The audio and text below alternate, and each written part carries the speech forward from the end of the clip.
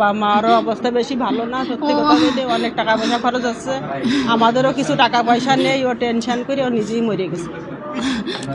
আমার সাথে একবার কথা সত্যি বল। কথা এইটা এখন আমরা এবার টাকা পয়সা নেই, শ্বশুরের টাকা পয়সা নেই, বাবার টাকা পয়সা নেই, এখন পোস্টিং করতে 1.5 লাখ টাকা লাগবে, তাই ও টেনশন করে সারাদিন, টাকা পয়সা খরচ খরচ করতে হবে না, বিয়ে করবো না, আমরা এইভাবে থাকি।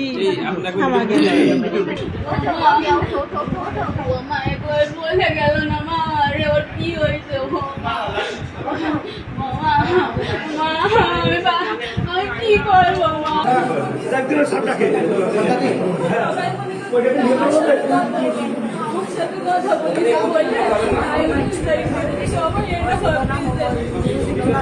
রাত্রেবেলা ডিউটি ছিল 4টা থেকে 6টা পর্যন্ত। তো অনুমান 5টার দিকে আমি ফোন পাই যে এখানে আমার এই ছেলেটার নাম হচ্ছে যে সম্রাট বিশ্বাস, বাড়ি গোপালগঞ্জ কাশিয়ানিতে, সে আত্মহত্যা করেছে, নিজ মাথায় গুলি ঠেকিয়ে আত্মহত্যা করেছে। আমাদের কাছে ভিডিও ফুটেজও সংরক্ষিত আছে।